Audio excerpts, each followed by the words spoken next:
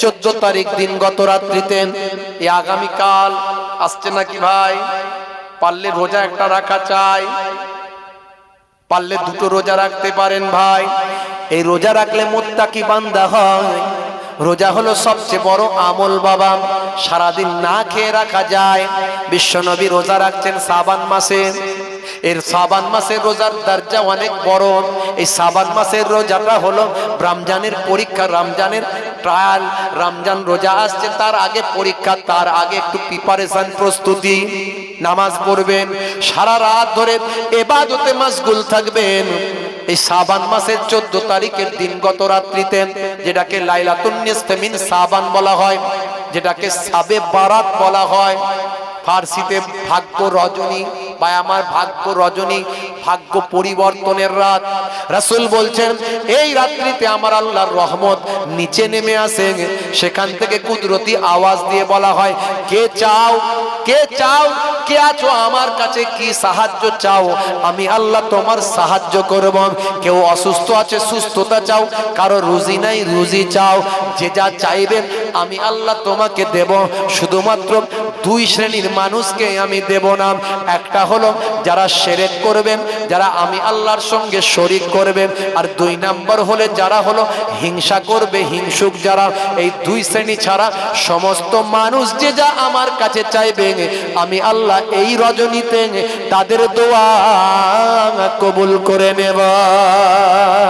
এ তরুণ যুবকেরা, বিশ্বনবী আমার বাড়িতে ঘুমিয়েছিলেন এই শাবান মাসের 14 তারিখের রাত্রিতে, লাইলাতুন নিসফে মিন শাবান। এই শাবান মাসের মধ্য রজনীতে ফেরেশতা জিবরাইল আলাইহিস সালাম সালাম দিলেন, আসসালামু আলাইকুম ইয়া রাসূলুল্লাহ, ইয়া হাবিবাল্লাহ। উঠে পড়ুন হুজুর, আল্লাহর পক্ষ থেকে সংবাদ নিয়ে এসেছি। আপনি কি চান না আজকের রজনীতে আপনি কেন ঘুমিয়ে আছেন? আপনি কি চান না আজকের রজনীতে আমার আল্লাহ আপনার কোটি কোটি উম্মত উম্মতিদের জীবনের জিন্দেগির গুনাহগুলোকে মাফ করে দেবেন?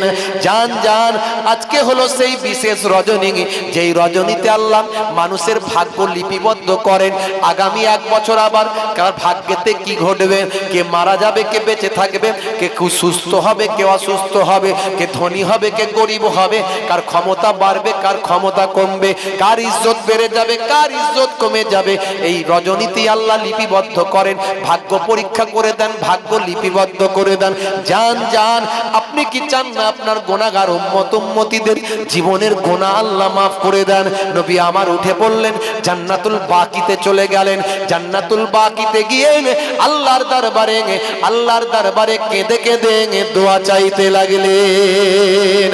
এই রজনীতে বেশি বেশি নামাজ পড়ুন, সারা সারা রাত নফল নামাজ পড়ে কাটিয়ে দেন, সারা সারা রাত তেলাওয়াতে কালাম পাক পড়ে কাটিয়ে দেন। সময়টা একটু আছে বাবা, বেশিক্ষণ নামাজ পড়তে পারছেন না, একটু মুর্দা মৃতরা কবরে পড়ে আছেন, তাদের কাছে গিয়ে কবরের ধারে গিয়ে একটু জুরু কবুরা ফাইন্না তুজাকিরুল মাউতা, তোমরা আল্লাহর মুমিন মুমিনাদের কবরগুলো জিয়ারত করো, তোমাদের মরণের কথা স্মরণে আসবে।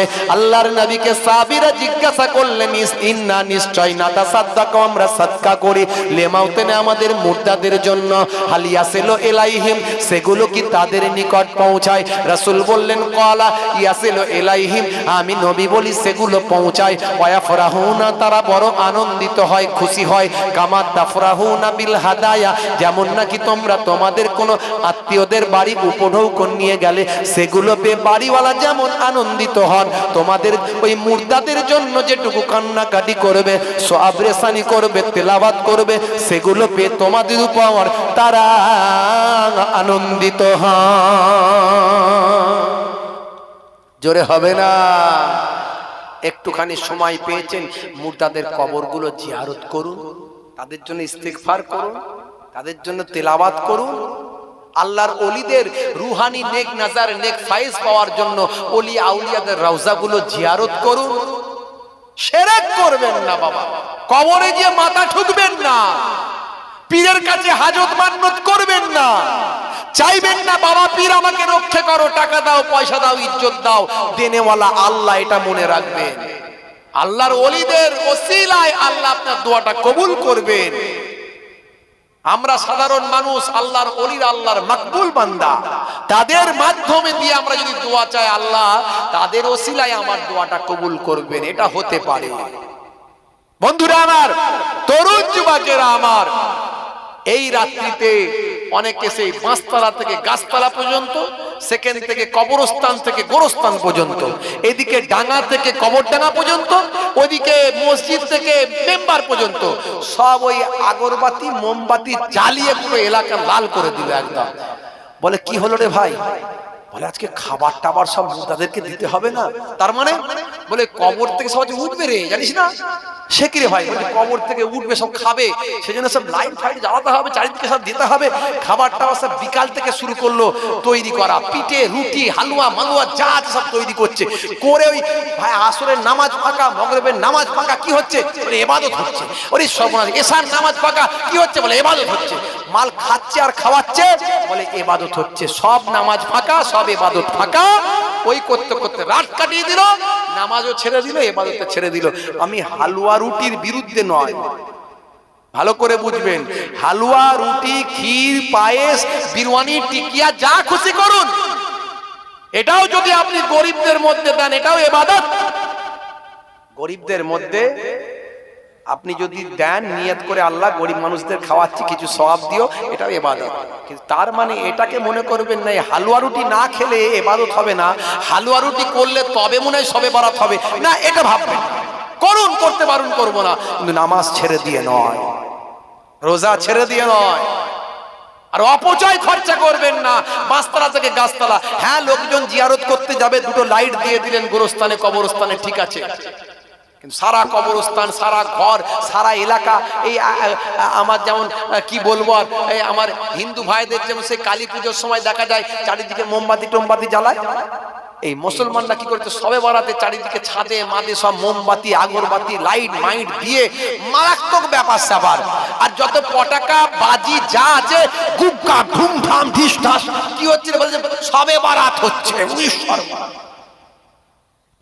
একজন বলছে আর বলবেন না, মুর্দাদেরকে জাগাচ্ছে, মুর্দাদেরকে জাগাচ্ছে রাতের বেলা, পিঠে মিঠে সব তৈরি করে আছে, এমনও জায়গা আছে। আপনাদের দিকে কি আছে জানি না, পিঠে মিঠে হালুয়া মালুয়া করে গোরস্থানে দিয়ে চলে এলো। কি হলো রে? বলে দাদু উঠে খাবে, যে বড় আশা করেছে, না না খেলে হয়, দাদুকে দিয়ে আসতে এলাম। সকালবেলা গিয়ে দেখছে মাল চেটে পুচে খাওয়া, ও দাদুকে খুব ভোগ লেগেছিল গো। মাল রাতের বেলা শিয়াল খেয়ে বেরিয়ে গেছে, রাতের বেলা শিয়াল খেয়ে বেরিয়ে গেছে, দাদুকে খুব ভোগ লেগেছিল। দাদুর খেয়ে দিয়ে কাজ না, কবর থেকে উঠে আসবে। দাদুর রুহ এক জায়গায় চলে গেছে, কবরে ডেড বডি পড়ে আছে। দাদু যদি আল্লাহওয়ালা হয়, ডেড বডি কেউ ছুতে পারবে না। আর দাদু যদি আল্লাহওয়ালা না হয়, ও হাড় হাড্ডিও মালার নাই, খুলে দেখো ফাঁকা। হে তরুণ যুবকেরা, হে আমার বন্ধুরা, হে আমার মুরব্বিয়ানেরা, মোহাম্মদ অলিভিয়ার বলেছিলেন, বাবা শুনে রেখে দাও, জেনে রেখে দাও, আমি বেশি রাত পর্যন্ত জাগি না, ফজরের নামাজটা আমাকে পড়তে হবে। আমার পিতা আমাকে প্রথম থেকেই ছোটবেলা থেকেই বলতেন, বাবা শুনে রেখে দাও, বিশ্বনবীর হাদিসটা তুমি মেনে চলো। তুমি যদি ফজরের নামাজটা জামাতের সঙ্গে আদা করো, মনে রাখবে সারাটা দিন আমার আল্লাহ তোমাকে নিজের জিম্মেদারিতে রাখবে। আল্লাহ যদি কাউকে নিজের জিম্মেদারিতে রেখে দেয়, তার কোনো ভয় নাই, কোনো চিন্তা নাই। আলা ইন্না আউলিয়া আল্লাহি লা খাউফুন আলাইহিম ওয়ালা হুম ইয়াহজানুন। মোহাম্মদ অলিভিয়া চোখ ভরা পানি, বুক ভরা বেদনা, বিবৃতি দিয়ে বলছেন, যেদিন ভূমিকম্প হলো সেই দিন রাত্রে আমরা 5 স্টার হোটেলে 14 তলা বিল্ডিং এ ঘুমিয়েছিলাম। বেশি রাত পর্যন্ত আমি জাগি নাই।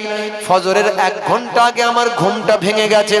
ভোরের আলো ফোটার আগেই ভূমিকম্প হয়েছে, যে ভূমিকম্পতে এট এ টাইম কিছু কম বেশি 20,000 মানুষ মারা গেছে। 300 কিলোমিটার পর্যন্ত রাস্তা জমিনটা ফেটে গেছে। হে তরুণ যুবকেরা, ফজরের 1 ঘন্টা আগে আমার ঘুমটা ভেঙে গেছে। ব্রাশটা করে নিয়ে মনে মনে চিন্তা করলাম ফজরের নামাজটা আমি আদা করব, তার আগে আমি একটু চলে যাই, তাড়াতাড়ি যাই ইস্তাম্বুলের বিখ্যাত মসজিদে গিয়ে তাহাজ্জুদের নামাজটা আমি আদা করব, জামাতের সঙ্গে নামাজটা ফজরের করব। এই মনে করে নিচে নেমে গেলাম, গেটম্যানকে তুললাম, বাইরে বেরিয়ে গেলাম, পা পা করে চলি করে গুটি গুটি পায়ে হাঁটতে লাগলাম। মসজিদের দিকে যেতে যেতে এমন সময় মৃদু ভূমিকম্পের আভাস পেলাম। দুর্বল ভূমিকম্প, আস্তে আস্তে অল্প অল্প ভূমিকম্পন শুরু হলো। অল্প অল্প কম্পন হয়, মনে মনে ভাবলাম মাথাটা মনে হয় ঘুরছে, শরীরটা খারাপ নাকি। কিছু সময় পর দেখতে পাই জমিনে আর পা দাঁড়ানো যায় নাই, জমিনে ওপর হয়ে পড়ে যায়। আবার ওঠার চেষ্টা করি, অল্প সময়ের মধ্যেই বুঝতে পেরে গেছি তখন ভয়ঙ্কর ভূমিকম্প চালু হয়েছে। চোখের সামনে মাটি ফেটে যাচ্ছে, ভয়ঙ্কর বিভৎস আওয়াজ পেছন থেকে আসছে। তাকিয়ে দেখি হাই রে হাই, বড় বড় বিল্ডিং গুলো তাসের ঘরের মতো ধসে পড়ে যায়। হে তরুণ যুবকেরা, আর ঠিক থাকতে আমি পারি নাই, ভয়ঙ্কর ভয় পেয়ে গেলাম। মনে মনে করলাম কায়ামত মনে হয় হয়ে গেল। এমন সময় আমি অস্থির হয়ে পড়লাম, ভীত হলাম।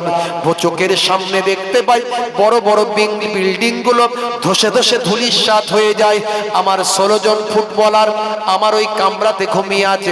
ভাই, আমার 14 তলা বিল্ডিং এর 5 স্টার হোটেলে তাদের বের করতে হবে, তারা যদি মারা যায়। এই চিন্তা করে আমি অলিভিয়ার ছুটতে লাগলাম।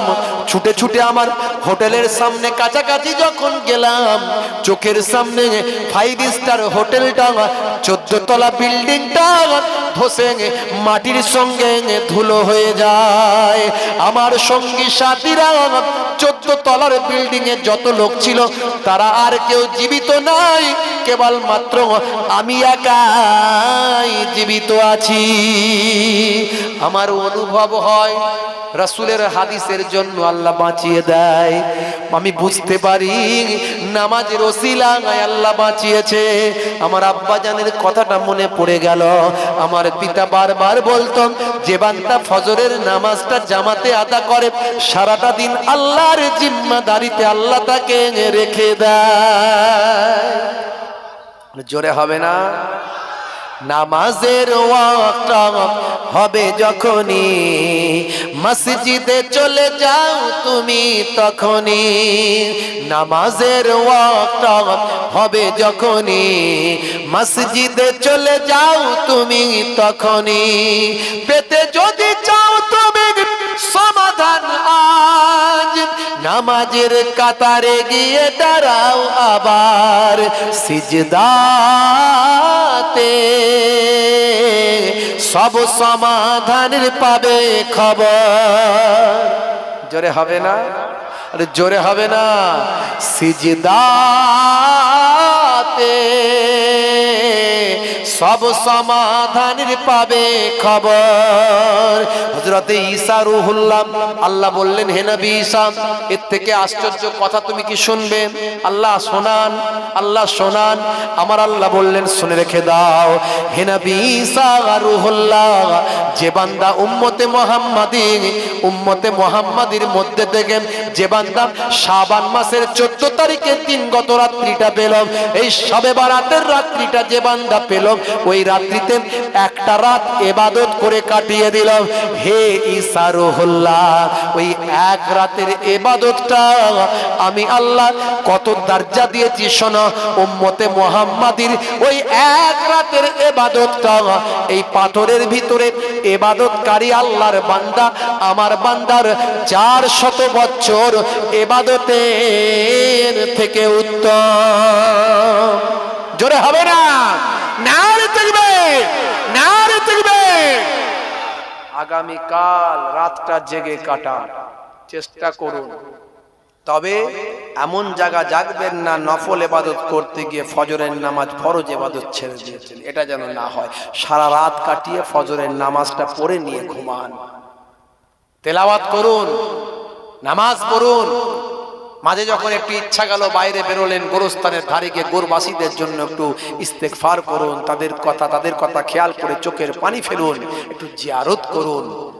যদি আরো ইচ্ছা হয় বাইক নিয়ে ওলিয়া উলিয়াদের রওজাগুলোতে গিয়ে তাদের জন্য তাদের দরবারে গিয়ে রুহানি নেক নাজার নেক ফায়েজ হাসিল করুন।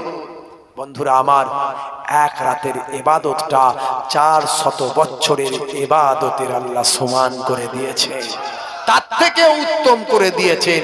হযরত ঈসা রূহুল্লাহ অবাক হয়ে গেলেন, আল্লাহ এ আপনি কি কথা শোনালেন? উম্মতে মুহাম্মাদি এমন কি হবে আল্লাহ যার এক রাতের ইবাদতটা এই পাথরের ভিতরে আপনার কুদরতি খাবার পানি ফল খেয়ে 400 বছর যে ইবাদত করছে তার থেকেও আরো উত্তম। হায় হায় হায় হায় আল্লাহ, ইয়া লাইতানি কুনতু মিন উম্মতে মুহাম্মাদিন। হায় হায় আল্লাহ, আপনি যদি আমি ঈসা নবীকে উম্মতে মুহাম্মাদি বানিয়ে দিতেন। জোরে হবে না? আমার আল্লাহ ঈসা নবীর দোয়াকে কবুল করেছে। হে তরুণ যুবকেরা, হে আমার বন্ধুরা, হে আমার মুরব্বিয়ানেরা, আমার আল্লাহ কোরআন মাজিদের মধ্যে জানিয়ে দিলেন কাইফা তাকফুরুন, তোমরা কেমন করে কুফরি করো বিল্লাহি আল্লাহর সাথে। অকুনতুম আমওয়াতান, তোমরা ছিলে মৃত। ফাআহিয়াকুম, আমি তোমাদের জীবন দিয়েছি। সুম্মা ইউমিতুকুম, আবার তোমাদের মওত দেব। সুম্মা ইউহয়িকুম, আবার তোমাদের জীবন দেব। সুম্মা ইলাইহি তুরজাউন, তোমাদেরকে আমি আল্লাহ আমার কাছে ফিরতে হবে। এই পৃথিবীতে আসার আগে আল্লাহ বললেন, বান্দারে তোমরা কেমন করে আমার নাফরমানি করো, তোমরা কেমন করে আমার নির্দেশনার হুকুমের অমান্য করো। কারণ এই পৃথিবীতে আসার আগে তোমরা ছিলে মৃত। পৃথিবীর কোনো বিজ্ঞান জানে না তোমরা কোথায় ছিলে। আমি আল্লাহ বলছি, কোরআনে শুনে রেখে দাও, তোমরা ছিলে মৃত, আমি তোমাদের জীবন দিয়েছি, আমি তোমাদের আবার মৃত্যু দেব। এই পৃথিবী থেকে আবার মারা যাবে, আবার কাল কিয়ামতের দিনে আবার তোমাদের জীবন দেব, আবার তোমাদেরকে সেখানে বাঁচিয়ে তোলা হবে। তোমাদের নাভি থেকে সারা শরীর যদি ধুলো হয়ে যায়, মাটি হয়ে যায়, ধোঁয়া হয়ে যায়, যেখানে চলে যায় চলে যাক, সেখান থেকে এসে তোমার নাভির সঙ্গে লেগে ইসরাফিল আলাইহিস সালাম যখন আবার বাঁশিতে সিঙ্গাতে ফুঁক দেবেন, আবার উঠে দাঁড়িয়ে পড়বেন। সেই সময় যখন দাঁড়িয়ে যাবেন, কিয়ামতের দিন সেটা হয়ে যাবে। সুম্মা ইলাইহি তুরজাউন, তোমাদেরকে আমি আল্লাহ আমার কাছে ফিরতে হবে, জবাবদিহি করতে হবে। যা ইচ্ছা তাই করেছি পৃথিবীর জমিনে, আমি আল্লাহ শুনবো না। আমি বলেছিলাম, বান্দা আমার রহমত থেকে নিরাশ হয়ে যাস না। গুনাহ করেছিস, অনেক গুনাহ হয়ে গেছে, লা তাকনাতু মির রাহমাতিল্লাহ, বান্দা তোর আমার রহমত থেকে নিরাশ হয়ে যাস না, ফিরে আয়, তওবা কর, তুবু ইলাল্লাহি তাওবাতান নাসুহা, এমন তওবা করবি যাতে করে সেই তওবার উপর কায়েম থাকতে পারিস। আল্লাহ আর জীবনে অন্যায় করব না, জীবনে মদ মুখে ঠকাবো না, জীবনে সুদ খাবো না, জীবনে লটারির টিকিট আর কাটবো না, জীবনে করে আর পাপ কাজ করব না, জীবনে আর নামাজ ইচ্ছাকৃতভাবে ছাড়বো না, ইচ্ছাকৃতভাবে রোজা ছাড়বো না, আর কোনো অন্যায় কাজ করব না। এর উপর কায়েম থাক। ঘন ঘন তওবা মারছে আর ঘন ঘন তওবা ফেল করছে, আছে না নাই? কথায় কথায় তওবা মারে, কথায় কথায় ফেল। হুজুর আপনাদের কাছ থেকেই তো শিখেছি, মাশাআল্লাহ। জানেন তো হুজুর, করিম চাচা মারা গেছে, সুবহানাল্লাহ। সে কি রে ভাই, করিম চাচা মারা গেছে, সুবহানাল্লাহ কেন? বলে ওটা আপনাদের কাছ থেকেই শিখেছি, আপনারা ঘন ঘন শিখিয়েছেন, সুবহানাল্লাহ বলো, মাশাআল্লাহ বলো। আরে ভাই, কোনখানে মাশাআল্লাহ মারতে হয়, কোনখানে সুবহানাল্লাহ মারতে হয়, এটা তুমি শিখুনি? করিম চাচা মরে গেলে সুবহানাল্লাহ বলতে হয় না ইন্না লিল্লাহ বলতে হয়? ইন্না লিল্লাহ বলতে হয়। কোনখানে ইন্না লিল্লাহ মারতে হয় আর কোনখানে সুবহানাল্লাহ বলতে হয়, এটা তোমাকে জানতে হবে, আল্লাহকে বললে হবে না জানি না। হে তরুণ যুবকেরা, হে আমার বন্ধুরা, শুনে রেখে দিন বাবা, জেনে রেখে দেন হে মুসলমান, একটু রাসূলের সুন্নত তরিকাটা মেনে নেন, আল্লাহর নির্দেশনাগুলো একটু ফলো করুন।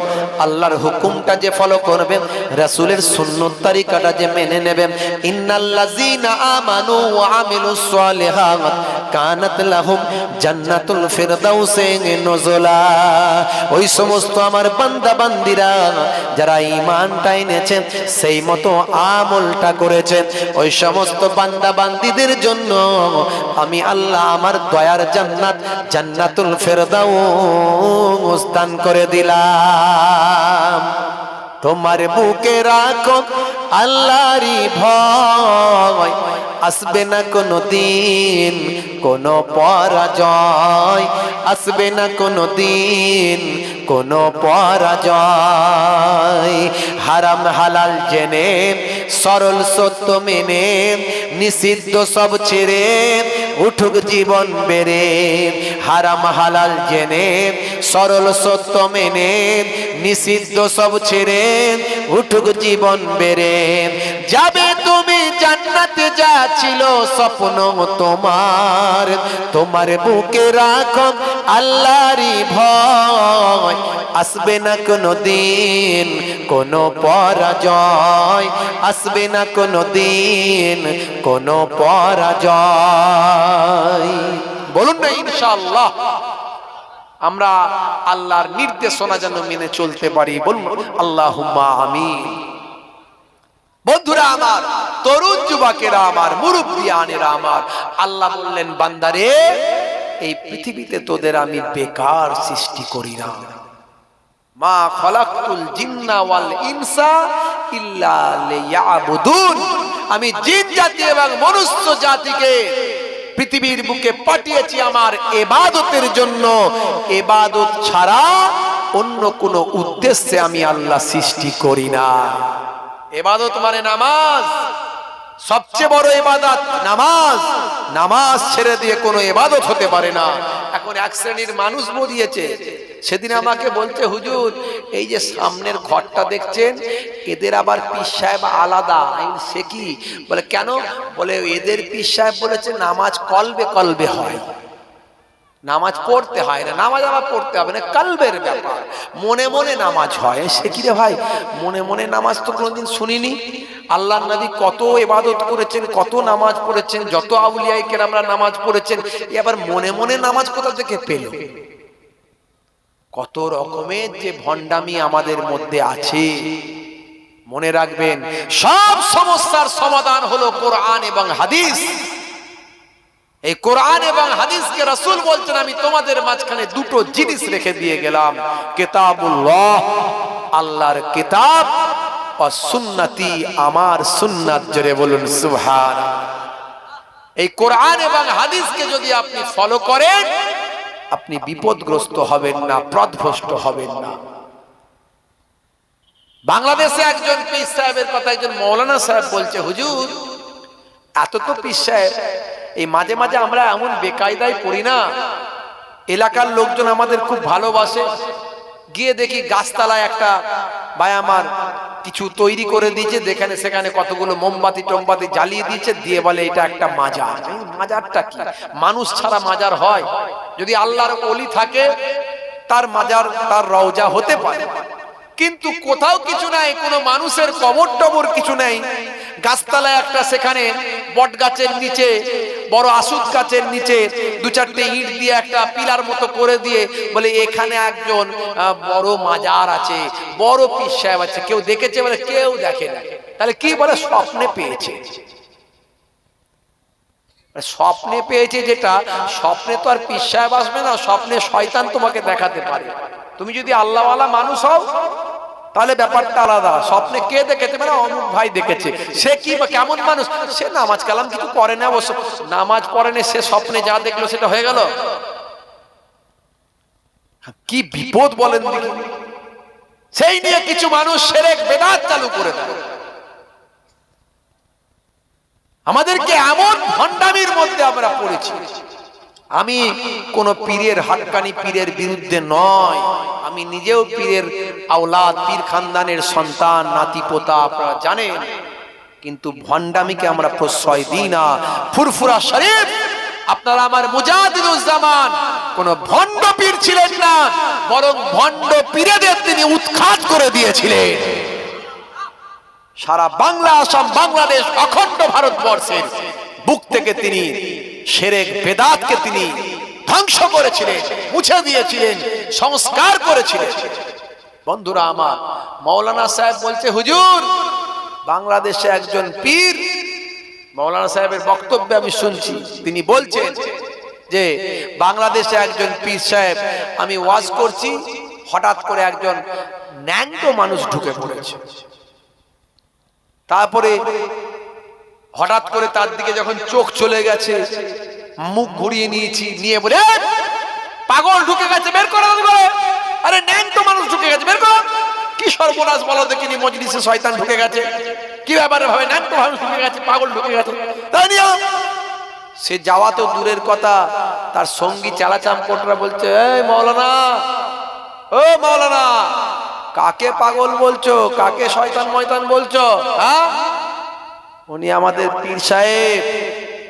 বলছে মাথা আমার তখন তো ঘুরে গেছে, ন্যাংটো আবার পীর সাহেব হয় প্রথম জানতাম না, এই প্রথম দেখলাম যে ন্যাংটো পীর সাহেব হয়।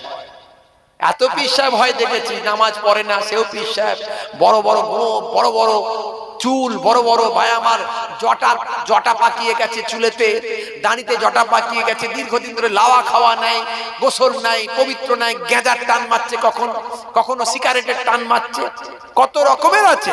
বলে কালবে কালবে নামাজ হয়, বলে খালি হু হু করলি জেকের হয়ে যায়, কত রকমের। এত পীরের নাম শুনেছি, এত পীর দেখেছি বাবু, তো ন্যাংটো পীর দেখিনি। আবার ন্যাংটো পীর কোথা থেকে, কি বিপদ! তো মাওলানা সাহেব তো বিপদে পড়ে গেছে ওয়াজ করতে করতে। তখন মাওলানা সাহেবকে বলছে, এ মাওলানা, এবার পীর সাহেব নিজে বলছে, এ মাওলানা, তোমাকে লজ্জা লাগছে? হ্যাঁ, শরম লাগছে? শরম করো না, লজ্জা করো না। আরে লজ্জা করতে হবে না, এটা হলো আমার আলিফ। এটা কি বলে? আলিফ। এই আপনারা আলিফ পড়েছেন ছোটবেলায়? পড়েছেন না ভাই? হ্যাঁ, আলিফ। জানো আলিফের কি দাম? আলিফ দিয়ে কি হয় জানো? বলে কি হয়? বলে বোঝো না, আলিফ দিয়ে আল্লাহ হয়। বাপরে বাপ, কোথাকারের জিনিস কোথায় লাগিয়েছে দেখেছেন? উড়িশ সর্বনাশ। এত বড় কথা, একদম বাস্তব বলছি, মাওলানা নিজে বলছেন, এটা আমি বানানো কথা নয়, নিজে বলছেন মাওলানা, যোগ্য আলেম বলছেন আলিফ দিয়ে নাকি আল্লাহ হয়। মাওলানার সাথে বিপদে পড়ে গেছে, কি যুক্তি দিচ্ছে আর কি করি রে বাবু। বলছে আচ্ছা ঠিক আছে, আলিফ দিয়ে আল্লাহ হয় তো? বলে হ্যাঁ। বলে আলিফ তো? বলে হ্যাঁ। আচ্ছা ছোটবেলায় আমরা পড়েছি আলিফ খালি বায়ের নিচে, বেয়ের নিচে কনকতা। জোরে বলেন, কে বলছে তিন নক্তা?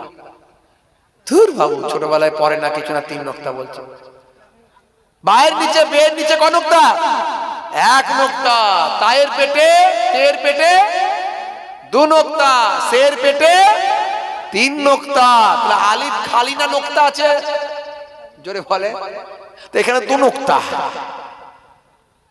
মাওলানা তখন তার সঙ্গীকে বলছে, ওই ব্যাগ থেকে কাঁচিটা বের করে আন, নক্তা খালি করব। রেডি হয়ে যাও, নক্তা খালি করব। তখন তো ভয় পেয়ে গেছে, সর্বনাশ করেছে। দাঁড়ান, তুমি তো বললে আলিফ, তা আলিফ তো খালি হয়, এটা নক্তা কেন? বেয়াদব কোথাকারে, ভণ্ডামির জায়গা খুঁজে পাও রে, এই তাড়াতাড়ি যাও। মাওলানার কথা শুনে, যুক্তি শুনে লোকে ধরে নিয়ে গিয়ে পোশাক পরিয়ে নিয়ে এসেছে। মাওলানার সামনে বসে কিছু সময় আলোচনা করে, হেদায়েত করিয়ে, মাওলানার কাছে তওবা করে, গোসল করে, পবিত্র হয়ে, ইস্তেগফার করে, তওবা করে, কালেমা পড়ে, হাতে হাত দিয়ে বায়াত হয়ে পরবর্তীকালে আল্লাহ ওয়ালা হয়ে গেছে।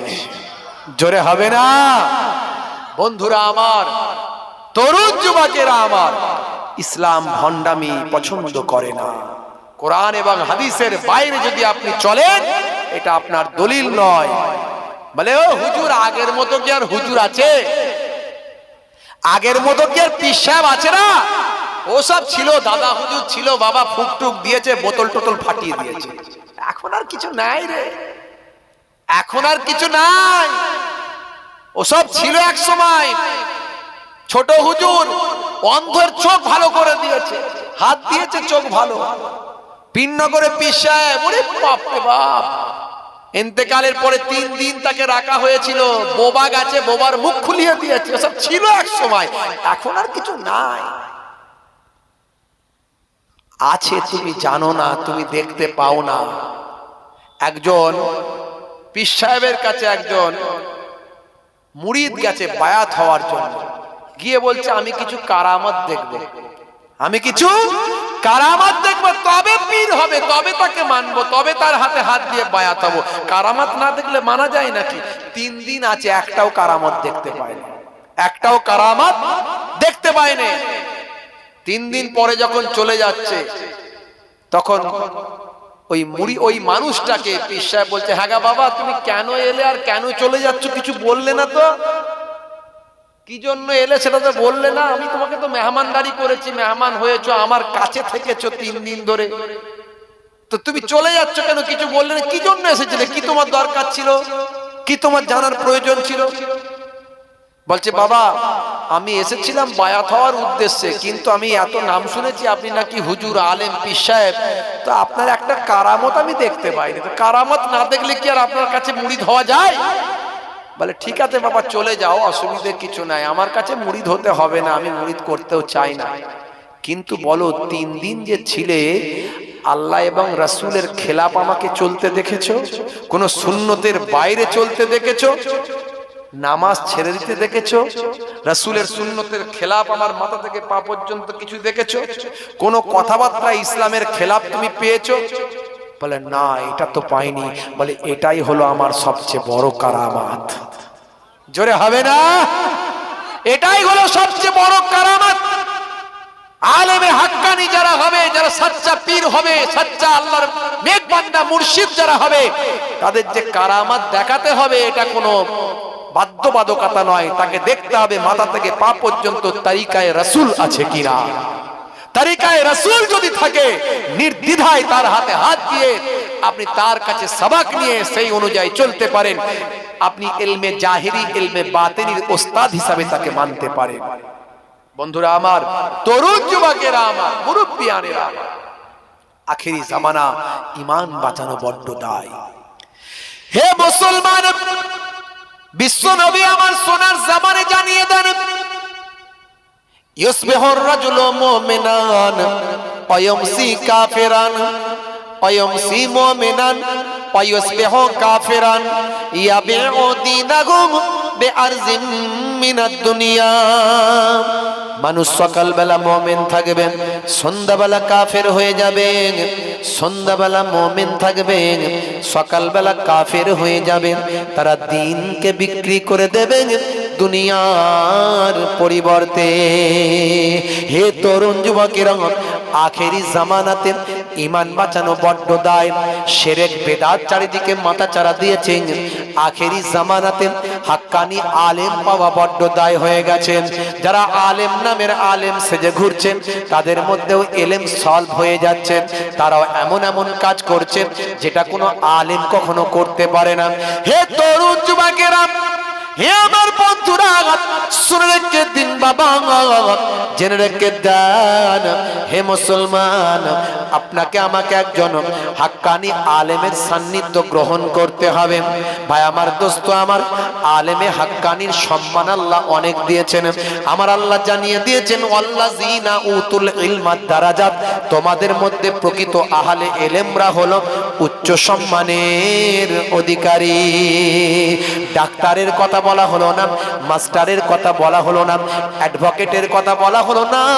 যাদের মধ্যে কোরআনের ইলম আছে, যাদের মধ্যে হাদিসের ইলম আছে, সেই অনুযায়ী যারা আমল করে চলে, তারা হলো সমাজের বুকে সমস্ত মানুষের মধ্যে শ্রেষ্ঠ মানুষ। হে তরুণ যুবকেরা, হে আমার বন্ধুরা, হে জওয়ান যুবকেরা, আমার আল্লাহ জানিয়ে দিলেন, বান্দারে, তোদের আমি বেকার সৃষ্টি করি নাই, আমার ইবাদতের জন্য সৃষ্টি করেছি। ইবাদত মানে নামাজ, ইবাদত মানে রোজা, ইবাদত মানে হজ যাকাত, ইবাদত মানে জিকির ফিকির, ইবাদত মানে বাবা এই সব কিছু ইবাদত। এছাড়া আরো বহু ইবাদত আছে। ঘুম থেকে ওঠা থেকে ঘুমাতে যাওয়া পর্যন্ত, সকালে যখন ফজরের নামাজ থেকে আপনি উঠবেন, আর রাত্রি যখন এশার ওয়াক্তে এশার নামাজের পরে যখন বিছানায় যাবেন, এই সবের মধ্যে আপনি ইবাদত পাবেন। সকালে উঠলেন ঘুম থেকে, ফজরের নামাজ পড়ে আপনি ভাই আমার ঘুম থেকে বিছানা থেকে যখন উঠলেন, উঠেই আপনি আল্লাহু আকবার বললেন, আল্লাহ মহান, আল্লাহর প্রশংসা করলেন, আলহামদুলিল্লাহ, আপনি আল্লাহর কাছে শুকরিয়া জ্ঞাপন করলেন, ইবাদতের সওয়াব পাবেন। হে তরুণ যুবকেরা, আপনি ফজরের নামাজটা ওযু করবেন, আপনি মেসওয়াক করবেন, আপনি ওযু করবেন, সব ইবাদতের সওয়াব পাবেন। আপনি ডান পা ডান দিক থেকে কাজ শুরু করবেন, ইবাদতের সওয়াব পাবেন। আপনি পোশাকটা ডান পা থেকে ডান দিক দিয়ে গলাবেন, ইবাদতের সওয়াব পাবেন। আপনি বসে পানিটা পান করবেন, ইবাদতের সওয়াব পাবেন। আপনি পরিমিত খাবার খাবেন, ইবাদতের সওয়াব পাবেন। পেটটাকে তিনটে ভাগে ভাগ করবেন, ইবাদতের সওয়াব পাবেন। একটা ভাগে খাবার দেবেন, একটা ভাগে পানি দেবেন, একটা ভাগ ফাঁকা রাখবেন, ইবাদতের সওয়াব পাবেন। পায়ের গিরার নিচে যেন আপনার পোশাকটা না যায়, গিরার নিচে যেন পায়ের পোশাকটা, পায়জামাটা, প্যান্টটা, লুঙ্গিটা যেন না চলে যায়। মা আসফালা মিনাল কাবাইনে মিনাল ইজারে ফিন্নার, রাসূল বলেছেন যদি ইচ্ছাকৃতভাবে চলে যায়, আমি রাসূলুল্লাহ বলি ওই অংশটা জাহান্নামের আগুনে জ্বলবে। তাই পায়ের গিরার উপরে আপনি পোশাক পরবেন, ইবাদতের সওয়াব পাবে। ডান দিকে কাত হয়ে ঘুমাবেন, ইবাদতের সওয়াব পাবেন। চেটে পুচে খাবেন, ইবাদতের সওয়াব পাবেন। বাইরে বেরোবেন, সালাম দেবেন, ইবাদতের সওয়াব পাবেন। মাথা নিচু করে চলবেন, ইজ্জত সম্মান বাঁচিয়ে চলবেন, ইবাদতের সওয়াব পাবেন। রাস্তার ধারে পেরেক পড়ে আছে, পাথর পড়ে আছে, কাঁচ ভাঙা পড়ে আছে, যাবার সময় দেখতে পেয়েছেন সরিয়ে দেবেন, ইবাদতের সওয়াব পাবেন। সবের পেছনে বিজ্ঞান আছে, বাস্তবতা আছে। আমার আল্লাহ এবং রাসূলের যে নির্দেশ, সেই নির্দেশ, কোরআন হাদিসের যে নির্দেশ, বিজ্ঞান বাস্তবতার বাইরে নয়। আজও পৃথিবীতে গবেষণা চলছে। আমি বেশি উদাহরণ দিতে যাব না।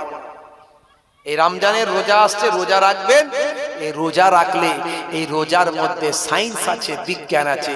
আমরা এটাকে রোজা বলি, সিয়াম পালন বলি, আর ইংরেজিতে বলা হয় ফাস্টিং, আর বাংলায় বলা হয় উপবাস। অনেক সময় আমার হিন্দু মা বোনেরা দেখবেন তারা এক সময় উপবাস করেন, যদিও হয়তো তাদের লিকুইড কিছু হয়তো খাওয়া টাওয়া যায়, এরকম একটা ব্যাপার আছে বলে আমি শুনেছি।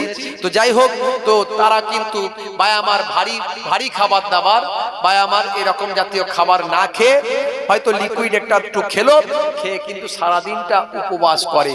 ইংরেজরা, খ্রিস্টানরা ফাস্টিং করে, তাদেরও একটা উপবাসের সিস্টেম আছে, মেডিকেলের টার্মস সেখানে ফাস্টিং বলা হয়েছে।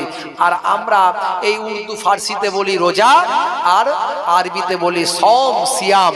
এই সিয়াম পালন বলি, অর্থাৎ উপবাস, অর্থাৎ ফাস্টিং, মানে আমরা ক্ষুধার্ত অবস্থায় না খেয়ে থাকি। খুব কঠোর তপস্যা, আমাদের কঠোর ইবাদত, সেটা হলো ফজরের নামাজের আজানের আগে থেকে মাগরিবের আজান পর্যন্ত টোটালটাই পানি, একটা সরিষা দানা পরিমাণ কোনো খাবার আমাদের খাওয়া চলে না। গবেষণা হয়েছে রমজানের রোজা নিয়ে।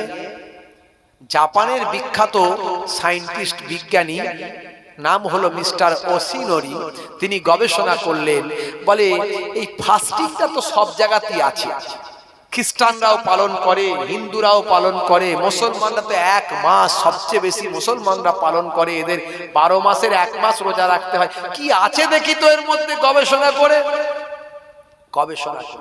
ফাস্টিং নিয়ে, রমজানের রোজা নিয়ে গবেষণা করলেন মিস্টার ওশিনোরি। রমজানের রোজা নিয়ে গবেষণা করে তিনি বলছেন যে দারুণ জিনিস রমজানের রোজা, এতে দারুণ জিনিস পাওয়া গেল। কি না, সারা দিনটা যখন মানুষ ক্ষুধার্ত থাকে কিন্তু খাবার খায় না, একদিন দুদিন নয়, টানা 30 দিন, এই 29-30 দিন টানা 15 ঘন্টা 16 ঘন্টা পানি ছাড়া, পানিটাও খায় না, লিকুইড কোনো খাবার খায় না। এই না খেয়ে ফাস্টিং করার ফলে, ক্ষুধার্ত থাকার ফলে শরীরে সজীব কোষ আছে আর নির্জীব কোষ আছে। এই সজীব কোষ আর নির্জীব কোষ আছে। নির্জীব নিষ্ক্রিয় কোষ আমাদের শরীরে আছে, কোনো কাজ নাই, শরীরে আবর্জনা হয়ে থাকে। সারা বছর ধরে ওরা আস্তে আস্তে নিষ্ক্রিয় হয়ে পড়ে, ওদের আর কাজ থাকে না এক সময়। এরা শুধু শুধু শরীরের বোঝা। এই সজীব কোষগুলো আমাদের খাদ্য খেয়ে নেয়, আর নির্জীব কোষগুলো বোঝা হয়ে শরীরে থাকে। বিজ্ঞানী গবেষণা করে বলছে, এই মানুষ যখন দীর্ঘদিন ধরে রোজা রেখে রাখে, তখন আস্তে আস্তে এক সময় এই সজীব কোষগুলো খাবার চায়, খাবার চায়, খাবার চায়, খাবার চায়। খাবার যখন পায় না, তখন তারা নিরুপায় হয়ে জান বাঁচানোর জন্য, মানে নিজেদের বাঁচানোর জন্য ওই নিষ্ক্রিয় নির্জীব কোষগুলোকে খেয়ে নিয়ে শরীরকে আবার নতুন করে, ভিতরটাকে আবার সতেজ সুন্দর করে পরিকাঠামো তৈরি করে দেয়। জোরে হবে না? এই সিস্টেমটাকে তারা বলেছে অটোফেজি। কি বলেছে? এটা হচ্ছে গ্রিক ভাষা, একটা গ্রিক ল্যাঙ্গুয়েজ, নাম হচ্ছে অটোফেজি। অটোফেজি মানে হলো গ্রিক ভাষাতে আত্মভক্ষণ। তার মানে নিজেকে নিজেকে খেয়ে ফেলা, নিজেকে নিজেকে খেয়ে ফেলা। এই যে কোষগুলো একে অপরকে খেয়ে ফেলছে, কোষ কোষকে খেয়ে ফেলছে, এই খেয়ে নেওয়াটাকে বলছে অটোফেজি। এই অটোফেজি নিয়ে গবেষণা করে, আবিষ্কার করে বিজ্ঞানী ওসিনোরি কি করলো? নোবেল প্রাইজ পেল। জোরে হবে না? পৃথিবীর শ্রেষ্ঠ প্রাইজ হলো নোবেল প্রাইজ, যেটা আমাদের রবি ঠাকুর, কবিগুরু রবীন্দ্রনাথ ঠাকুর গীতাঞ্জলি লিখে পেয়েছিলেন। এরকম অনেকেই পেয়েছেন নোবেল। সেই নোবেল প্রাইজ হচ্ছে পৃথিবীর সবচেয়ে মূল্যবান প্রাইজ। এই নোবেল প্রাইজ পেলেন বিজ্ঞানী ওসিনোরি, জাপানের বিখ্যাত বিজ্ঞানী। তিনি রমজানের রোজা অটোফেজি নিয়ে গবেষণা করলেন। জোরে বলুন সুবহান। আমি কটা উদাহরণ দেব, কটা কথা বলবো।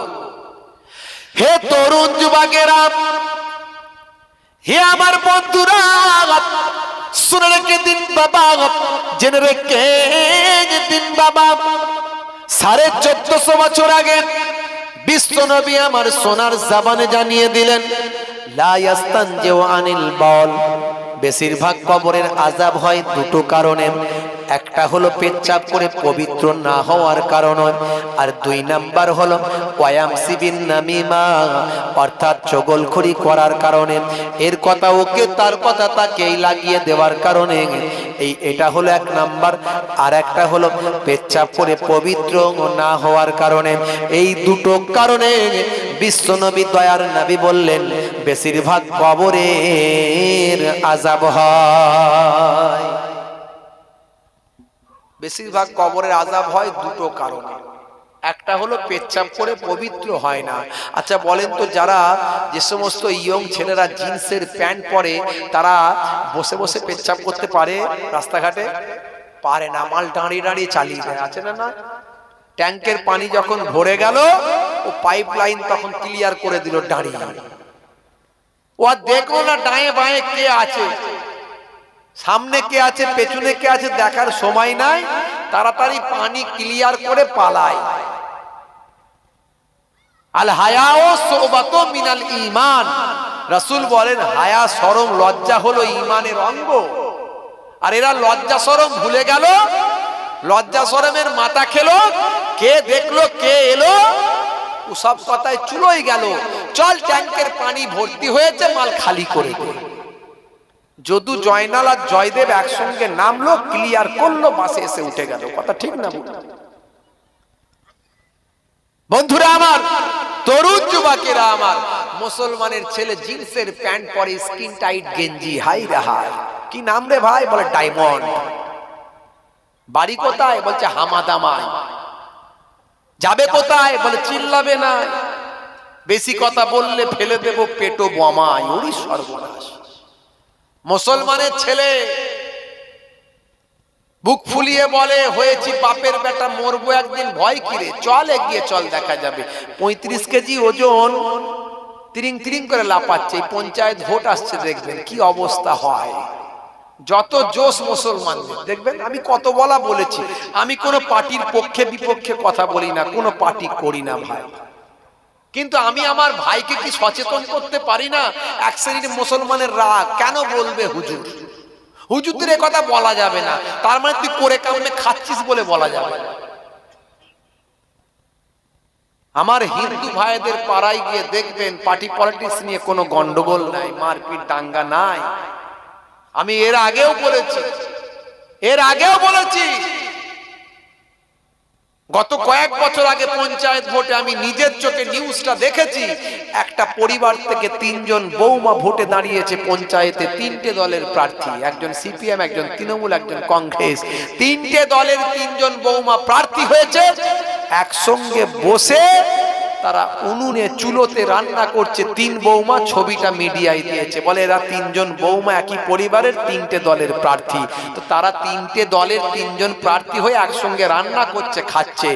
আর মুসলমানের একটা পাড়াতে 2টো দল থাকলে বলে ইওকে কখন ঘুষি দিয়ে ওড়াবে, ও কখন মারবে, কখন ধরবে, ইওকে কখন তাড়াবে, ও কখন তাড়াবে। এক কম্বলে 10 ফকির শান্তি সুখে নিদ্রা যায়, এক রাজ্যে 2 রাজা বাস করা যে ভীষণ দায়। এখন রাজ্য বড় না কম্বল বড়? প্রশ্ন এটা, রাজ্য বড় না কম্বল বড়? বড় কোনটা বলে? জোরে বলে। রাজ্য বড়।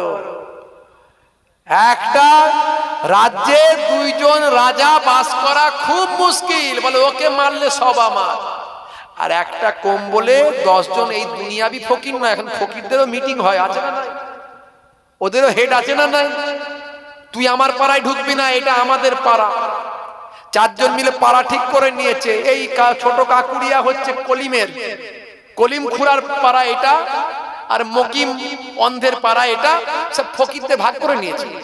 তাদেরও হেড আছে, যদি গন্ডগোল করে সেখানে বিচার হবে। সবাইয়ের আছে। এই বাংলাদেশে ধরা পড়েছে, বুঝতে পারছেন, এই যে এই 3য় লিঙ্গ, তাদের আমরা সম্মান করি, সবই তো আল্লাহর সৃষ্টি। লোকে বলে হিজড়ে, এই হিজড়ে নিয়ে বাংলাদেশে বিরাট তোলপাড় চলছে, ভাইরাল। এই কদিন আগে দেখা যাচ্ছে একটা ছেলেকে, মাদ্রাসার ছেলেকে ভাই আমার তুলে নিয়ে গিয়ে হিজড়ে বানিয়ে ফেলেছে। কি করে? মানে তার চেহারাটা একটু দেখতে মেয়েলি, অনেক আছে না নাই, বেশ সুন্দর দেখতে, গেটআপটা সুন্দর, অনেকটা গাল নাক নসকাটা একটু বেশ মেয়ে ভাব, বাস তাকে মাল পেয়েছে, তুলে নিয়ে বেরিয়ে গেছে, কিডন্যাপ করে নিয়েছে, নিয়ে গিয়ে ঘরে নিয়ে গিয়ে এটা ওটা খাইয়ে তাকে সেন্সলেস করে তার পুরুষাঙ্গকে কেটে ফাঁকা করে দিয়েছে, দিয়ে সেখানে পাইপ ভরে দিয়েছে, দিয়ে তাকে মাল হিজড়ে করে দিয়েছে। বুঝতে পারছেন কি বিপদ বলেন দেখিনি? তার যখন সেন্স হয়েছে, সর্বনাশ, আমি তো কি হয়ে গেছে, কি হলো এটা? তাকে এবারে ভুল ভাল অনেক কিছু বোঝাচ্ছে, সে রক্ত ফক্ত বন্ধ করতে পারে না, তারপর তাকে নিয়ে এসে কোথায় ফেলে দিয়েছে, সেখান থেকে হসপিটাল, সে বলছে আমাকে এখান থেকে তুলে নিয়ে চলে গেছে। এই ব্যাপার, এইটাকে কেন্দ্র করে বাংলাদেশে তোলপাড় শুরু হয়ে গেছে বিভিন্ন নিউজে, মিডিয়ায়। আপনারা হয়তো অনেকে যারা খোঁজ খবর রাখেন তারা জানেন। এরপরে একের পর এক প্রশাসনের পক্ষ থেকে হিজড়ে ধরছে, শুধু হিজড়ে, যেই ধরছে বলছে এটা ছেলে, হিজড়ে নয়, ওটা হচ্ছে ওটা মেয়ে, হিজড়ে নয়, সব হিজড়ে সেজে ঘুরে বেড়াচ্ছে। কেন রে ভাই? দিনের বেলা সংসার করছে, রাতের বেলা হিজড়ে হয়ে যাচ্ছে। কেন? বলে পয়সা নাকি ইনকাম বেশি, কিন্তু হাতটা নেড়ে দেবে পয়সা, হাতটা তালি নেড়ে দেবেই পয়সা, জোর জবরদস্তি কেড়ে কুড়ে নিয়ে নিচ্ছে। বলছে 70% বাংলাদেশে ধরা পড়ছে, বলছে 70% যারা হিজড়ে বা 3য় লিঙ্গ সেজে ঘুরে বেড়ায়, এরা আসলে হিজড়েই নয়, এরা আসলে সাধারণ এমনি পুরুষ আর মহিলা, এরা হিজড়ে সেজে ঘুরে বেড়াচ্ছে। ওরাও চাইছে আমাদের দল বাড়ুক, তাই লোককে তুলে তুলে নিয়ে গিয়ে হিজড়ে বানিয়ে দিচ্ছে। আর সবাই একটা এলাকায় রাজত্ব চলে বন্ধুরা আমার, কিন্তু আল্লাহর রাজত্ব সারা কুল কায়নাতে। কার রাজত্ব? জোরে বলেন কার? আল্লাহ বলছেন বান্দা তোরা সারা কুল কায়নাতে রাজত্ব চলে আমার, তোরা আমার হয়ে যা, আমি আল্লাহ তোদের হয়ে যাব। জোরে হবে না?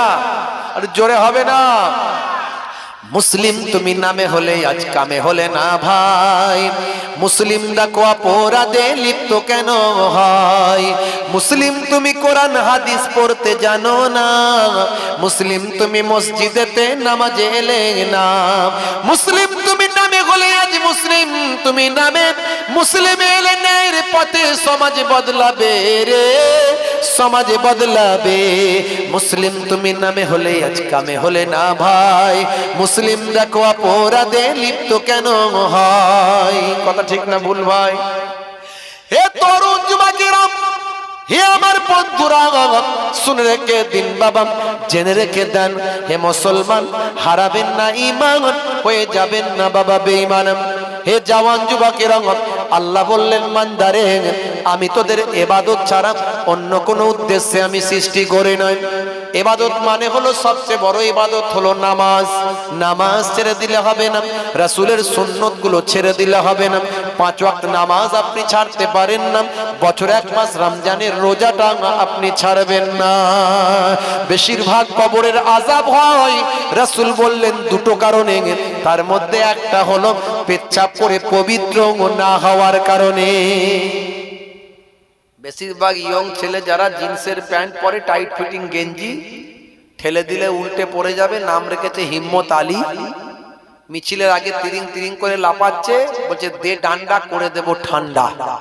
গায়ে গোশ নাই, গোবরে চর্বি।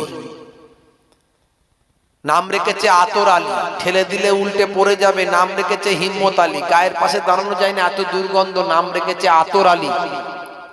চোখে দেখতে পায় না, নাম রেখেছে নজর আলী।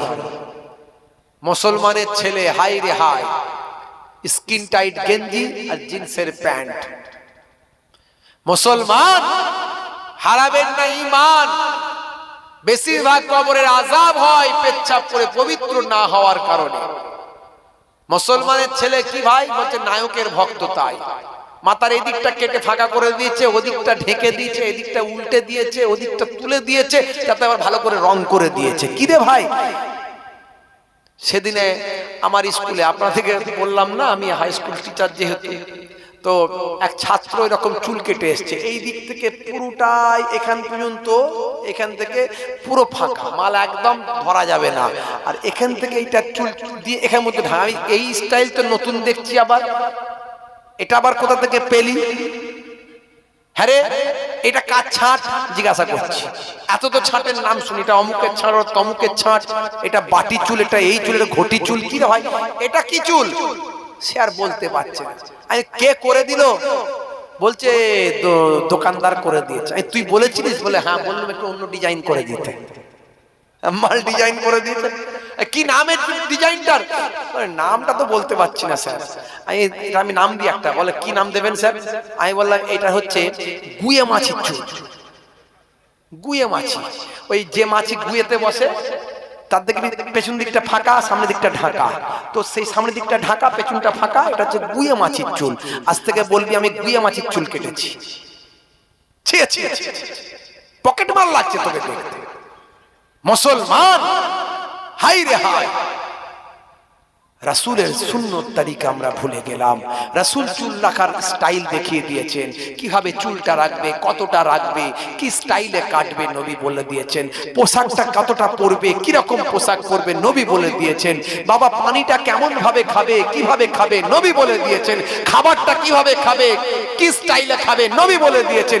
নবী যা বলেছেন আজকের বড় বড় ওয়াথার পণ্ডিতেরা, বিজ্ঞানীরা সব স্বীকার করে নিয়েছে। নবী বললেন পেচ্ছাপ করে পানি না নেওয়ার কারণে, পবিত্র না হওয়ার কারণে বেশিরভাগ কবরের আযাব হয়। স্বাস্থ্য বিশেষজ্ঞরা বলছে নবী তো ঠিকই বলেছেন, কারণ ইউরিনটা হলো শরীরের বজ্র তরল। এই বজ্র তরলটা, এর মধ্যে জীবাণু থাকতে পারে, তাই আজকে ইউরিন টেস্ট করে ডাক্তাররা, করে না? বলে ইউরিন পরীক্ষা করব, পেচ্ছাপ পরীক্ষা করব। পেচ্ছাপের মধ্যে, ইউরিনের মধ্যে জীবাণু থাকতে পারে, তাই ডাক্তাররা টেস্ট দেয়। তো এই ইউরিনটা যখন শরীর থেকে বের হয়, যদি ধৌত না করা হয়, ওই যে জীবাণুওয়ালা ইউরিন, জীবাণু সেটা আমাদের শরীরে লাগে, পোশাকে লাগে, এটা স্বাস্থ্যের জন্য ক্ষতি। তাই বিজ্ঞানীরা বলছে, স্বাস্থ্য বিশেষজ্ঞরা বলছে, নবী ধৌত করার কথা বলেছেন, অর্থাৎ নবী যা বলেছেন ঠিক বলেছেন। জোরে হবে না? আর জোরে হবে না? হে তরুণ যুবকেরা,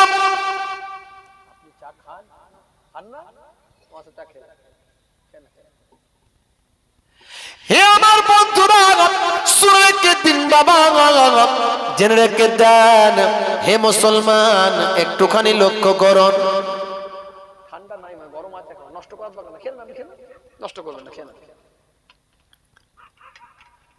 1450 বছর আগে নবী বলছেন, যখন পেচ্ছাপ করবে বসে পেচ্ছাপ করো। কি করে পেচ্ছাপ করো? বসে। তবে এমার্জেন্সিতে এমন সব জায়গা অনেক আমরা তো হয়তো পেতে পারি, যেখানে বসে পেচ্ছাপ করলে গায়ে ফায়ে লেগে যাবে, আছে না নাই? হতে পারে এরকম অ্যাক্সিডেন্টলি। তাই আমার নবী কিন্তু আমাদের পারমিশন দিয়ে চলে গেছেন। কিরকম না, নবীও আমার জীবনে একবার দাঁড়িয়ে ইস্তেঞ্জা করেছিলেন। তার মানে নবী বুঝিয়ে দিলেন, হে আমার উম্মত, তোমরা যদি বিপদে পড়ে আমাকে ফলো করো। কিন্তু তার মানে ওটা কিন্তু নবী পার্মানেন্ট করে দিলেন না, ওটা কি চালু করলেন না। বারবার নবী বলেছেন বসে ইস্তেঞ্জা করতে, পেচ্ছাপ করতে। আপনি জিন্সের প্যান্ট পরবেন, বলবেন দাঁড়াতে পারছি, বসতে পারছি না, ওটা বললে চলবে না। জিন্সের প্যান্ট ছেড়ে দিন, অন্য প্যান্ট পরুন, অন্য পোশাক পরুন, যাতে আপনি বসে ইস্তেঞ্জা করতে পারবেন। বাইরে বেরিয়েছেন, আপনার কাছে পানির একটা বোতল কেন থাকবে না? পানির বোতল নিয়ে যান, যেখানে সেখানে রাস্তায় চালিয়ে দেবেন। মুসলমানের পরিচয় ওটা হতে পারে। হে তরুণ যুবকেরা, হে আমার বন্ধুরা, 1450 বছর আগে বিশ্ব নবী আমার সোনার জবানে জানিয়ে দিলেন, যখন তোমরা ইস্তেঞ্জা করবে, পেচ্ছাপ করবে, বসে যেন পেচ্ছাপ করা হয়। বসে পেচ্ছাপ করার নির্দেশ দিলেন বিশ্ব নবী, দয়ার নবী।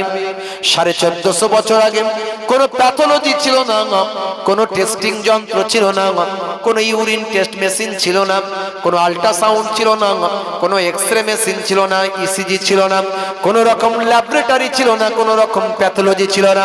1450 বছর আগে নবী বললেন, যখন ইস্তেঞ্জা করবে, পেচ্ছাপ করবে, অবশ্যই বসে পেচ্ছাপ করা চাই। আজকের স্বাস্থ্য বিশেষজ্ঞরা বলছেন নবী ঠিক বলেছেন। তার কারণ হলো, আমাদের শরীরের ভিতরে একটা ইউরিনাল ড্রাম আছে। যখন আমরা খাদ্য ভক্ষণ করি, ওই খাদ্যটা তিনটে ভাবে অবজার্ভ হয়, আমাদের শরীরে গ্রহণ করে তিনটে ভাবা অবজার্ভ হয়ে তিনটে জায়গাতে ভাগ হয়ে যায়। একটা ব্লাড তৈরি হয়ে ব্লাডের ট্যাঙ্কে চলে যায়, একটা ইউরিন হয়ে ইউরিনের ট্যাঙ্কে চলে যায়, একটা স্টুল হয়ে পায়খানা হয়ে পায়খানার ট্যাঙ্কে চলে যায়। যখন সেখানে প্রেসার পড়ে, সেটা আমরা বাইরে ক্লিয়ার করি। হে তরুণ যুবকেরা, ইউরিনটা বজ্র তরলটা আবার ইউরিনাল ড্রামে, পেচ্ছাপের একটা ড্রামেতে গিয়ে চলে যায়। যখন সেখানে ভর্তি হয়ে যায়, আমাদের আমার বাইরে বের করা আমার প্রয়োজন হয়। কেউ দাঁড়িয়ে চালায়, কেউ বসে চালায়। রাসূল বলছেন, যখন প্রয়োজন হবে পেচ্ছাপ করার, তখন অবশ্যই বসে পেচ্ছাপ করা চাই। স্বাস্থ্য বিশেষজ্ঞরা বলছেন নবী ঠিক বলেছেন। তার কারণ হলো, ইউরিনাল ড্রামটা যেটা ভিতরে আছে, বা আমার দাঁড়িয়ে যদি পেচ্ছাপ করা হয়, সারা শরীরের সমস্ত ইউরিনটা বাইরে আসে নাই, কিছুটা কয়েক ফোঁটা ইউরিন ড্রামেতে থেকে যায়। আর যদি বসে চালানো হয়, বসে পেচ্ছাপ করা হয়, সারা শরীরের প্রেসারটা ইউরিনাল ড্রামে পড়ে। ভাই, শরীরের প্রেসারটা ইউরিনাল ড্রামে পড়ার কারণে শরীরের সমস্ত ইউরিনটা বাইরে বের হয়ে যায়। জোরে হবে না? আর জোরে হবে না? বিশ্বনবী আমার বললেন বসে পেচ্ছাপ করতে। স্বাস্থ্য বিশেষজ্ঞরা বলছেন, বসে পেচ্ছাপ করলে শরীরের সমস্ত ইউরিনটা বাইরে বের হয়। দাঁড়িয়ে পেচ্ছাপ করার কারণে কয়েক ফোঁটা ভিতরে থেকে যেতে পারে। ভাই, দীর্ঘদিন ধরে যদি ওই ড্রামে কয়েক ফোঁটা করে থেকে যায়, ওটাই পরবর্তীকালে স্টোনে, পাথরে পরিণত হয়, স্বাস্থ্যের জন্য ক্ষতিকারক। ভাই, তাই 1450 বছর আগে বিশ্বনবী বসে পেচ্ছাপ করার কথা জানায়। জোরে হবে না? আর জোরে হবে না? বন্ধুরা আমার, তরুণ যুবকেরা আমার, নবী যা বলেছেন সবের মধ্যে বিজ্ঞান আর বাস্তবতা আছে। হে মুসলমান, আপনার নামাজের মধ্যে আছে বিজ্ঞান, আপনার রোজার মধ্যে আছে সায়েন্স। ভাই আমার, ইসলাম বিজ্ঞানের বিরুদ্ধে নয়, বরং বিজ্ঞানকে ইসলাম সাপোর্ট করে। 1450 বছর আগে বিশ্বনবী যা বলেছেন, বরং ইসলাম থেকে বিজ্ঞান পাওয়া যায়। 1450 বছর আগে নবীর কথাগুলো আজকের বিজ্ঞান আর বাস্তবতা সব মিলে যায়। সেই নবীর তরিকা, সেই রাসূলের সুন্নত ছেড়ে দেবেন না। যাদের ভিতরে সুন্নত পাওয়া যায় তারা কেউ পথহারা হয় না। রাসূলের পথে যারা চলে দুনিয়ায়, বাতিলের বাধা তারা মানে না। জোরে হবে না? জোরে হবে না? নিশীত রজনীতে সেজদাতে যায়, হুসাইন তাদের নিয়ে ভাবনাতে রয়। বিপদের মাঝে তারা যতই পড়ুক, বিপদের মাঝে তারা যতই পড়ুক, রাসূলের তরিকা ছাড়ে না। যাদের ভিতরে সুন্নত পাওয়া যায় তারা কেউ পথহারা হয় না। রাসূলের পথে যারা চলে দুনিয়ায়, বাতিলের বাধা তারা মানে না। রাসূলের সুন্নত গুলোকে মানুন। কে কি ভাবছে, কে কি মনে করছে দেখার দরকার নাই। হে মুসলমান, রাসূলের সুন্নত আর তরিকায় চলুন। নায়ক গায়কের ভক্ত হয়ে কোনো লাভ নাই। বড় বড় নায়ক গায়করা, খেলোয়াড় প্লেয়াররা রাসূলের ভক্ত হয়েছে। মেসুত ওয়াজিল জার্মানির মিডফিল্ডার, পৃথিবী বিখ্যাত একজন ফুটবলার, বিশ্ব নবীর শিষ্য হয়েছেন। জোরে বলুন সুবহানাল্লাহ। নবীর দেখানো সুন্নত তারা মেনে চলে। ভাইরা আমার, তরুণ যুবকেরা আমার, মার্কিন যুক্তরাষ্ট্রের বিখ্যাত মার্শাল আর্ট মিস্টার কেভিনলি, তিনি বিশ্ব নবীর শিষ্য হয়েছেন 2021 সালে। তিনি বলেন যে আমি দীর্ঘদিন ধরে ইসলাম নিয়ে গবেষণা করছি, গবেষণা করার পর আমি ইসলাম গ্রহণ করেছি, রাসূলের শিষ্য হয়েছি, কিন্তু মানুষের কাছে আমি প্রকাশ করিনি। যদি কোনো কারণে আমাকে ইসলাম ছাড়তে হয় তাহলে মানুষ জানলে আমাকে খারাপ বলতে পারে। তাই আমি রাসূলের সুন্নতটাকে পালন করে দীর্ঘদিন ধরে অধ্যয়ন করে আগে ইসলামটাকে ভালো করে আরো বুঝলাম। যত ইসলাম নিয়ে গবেষণা করছি, যত কোরআন পড়ছি, যত রাসূলের সুন্নত পড়ছি, আমি মুগ্ধ হয়ে যাচ্ছি। আজ আমি গর্ব করে বিবৃতি দিয়ে বলেছি যে আই অ্যাম মুসলিম, আমি রাসূলের শিষ্য। আজ আমার বলতে কোনো দ্বিধা নাই। আমি ইসলাম পেয়ে যেটা আমার সবচেয়ে বড় ভালো লেগেছে, আমি সারা পৃথিবীর মানুষকে ভ্রাতৃত্বের জ্ঞানে, ভ্রাতৃত্বের বন্ধনে আবদ্ধ করে সারা পৃথিবীর মানুষকে আমি ভাই হিসাবে গ্রহণ করতে পেরেছি। রাসূল শিখিয়ে দিয়েছে। বন্ধুরা আমার, তরুণ যুবকেরা আমার, মুরব্বিয়ানেরা আমার, আজকে বড় বড় ওয়াথার পণ্ডিতেরা, মিস্টার মঈন আলী খান, ইংল্যান্ডের বিখ্যাত ক্রিকেটার, তিনি গাল ভর্তি দাড়ি নিয়ে রাসূলের সুন্নত পালন করে। কিন্তু আমার ঘরের ছেলেরা, তাদের দাড়ি রাখতে লজ্জা লাগে, সুন্নত পালন করতে লজ্জা লাগে। আমার ঘরের ছেলেরা চায়ের দোকানে যখন পানি খায় ঘাট ঘাট করে দাঁড়িয়ে মেরে দেয়। রাসূল বলছেন পানি যখন খাবে বসে খাবে। 24 ঘন্টা চ্যানেলে মেডিকেল বোর্ড তারা বলছে পানি অবশ্যই বসে পান করা উচিত, কারণ আমাদের শরীরটা একটা স্প্রিং এর মতো। যখন আমরা দাঁড়াই পাইপগুলো সব দাঁড়িয়ে যায়, খাদ্য নালী, শ্বাস নালী, বিভিন্ন নালী আছে, নালীর পর নালী, স্টমাক থেকে শুরু করে সব দাঁড়িয়ে যায়, সব সোজা হয়ে যায়। আর যখন আমরা বসি তখন গুড়িয়ে ছোট হয়ে যায়। পানিটা এই বসে পান করলে আমাদের শরীর সুন্দরভাবে অবজার্ভ করতে পারে, এটা স্বাস্থ্যের জন্য উপকার। আর দাঁড়িয়ে দাঁড়িয়ে খেলে আমাদের স্প্রিংটা সোজা হয়ে থাকে, এতে দাঁড়িয়ে মারলে ডাইরেক্ট